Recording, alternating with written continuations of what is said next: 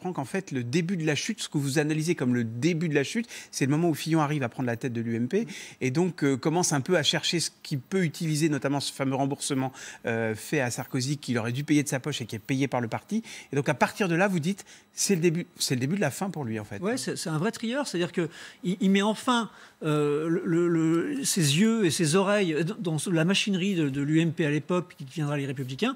Il s'aperçoit qu'effectivement, il y a eu des bizarreries. L'affaire Big Malion, c'est même plus qu'une bizarrerie. Ouais. Il y a eu des magouilles absolument absolues. Et du coup, avec des dépassements de campagne d'une vingtaine de millions d'euros. Exactement, ils ont doublé carrément les frais de campagne. C'est quand même une performance.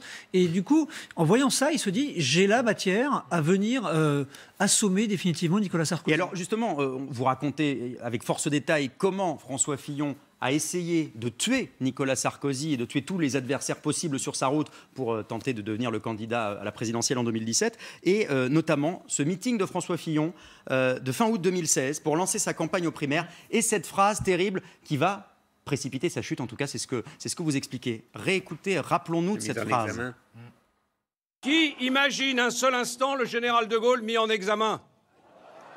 Être gaulliste, c'est une conception de l'exercice du pouvoir, et singulièrement de la fonction présidentielle.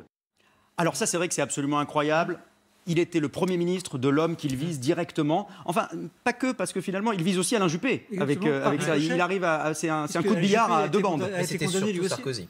C'était surtout Nicolas Sarkozy. Oui, mais il visait les deux en fait. Ouais. Et sachant ce qu'il avait en magasin, lui, et qu'il n'est pas encore su, c'est carrément suicidaire en fait. C'est ça que je ne comprends pas. Comment il peut... Parce qu'il est sincère quand il dit ça, visiblement. Quand il, et on peut l'espérer.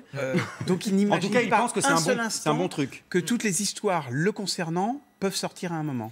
Ce que j'ai pu comprendre de ce qui s'est passé ensuite, c'est qu'ils sont quelques-uns à lui avoir posé les questions de confiance, c'est-à-dire sa conseillère en communication, Anne Méot, son avocat, Antonin Lévy, etc. Ils sont quelques-uns à lui avoir posé la question, est-ce que tu as des choses à te reprocher ? Tu es sûr que tu n'as aucun cadavre dans le placard, c'est ça ? Tous les placards. On lui avait dit, en gros, dès le début de la campagne, tous ceux qui s'engagent, on lui avait dit, on met tout sur la table, il faut qu'on sache. Nous on gère, ça, en fonction de... Exactement. Et Fillon avait dit, j'ai absolument rien. Et donc, ce qui est le plus troublant et le plus affligeant, en quelque sorte, c'est qu'il estime n'avoir rien à se reprocher. Non, mais c'est ça, c'est-à-dire que lui, consciemment, n'avait pas la sensation, en faisant travailler sa femme, par exemple, ses enfants, on verra après si c'était un emploi fictif ou pas, mais enfin, en tout cas, il n'avait pas la sensation, le sentiment que ça pourrait lui être reproché. Non. Là, c'était de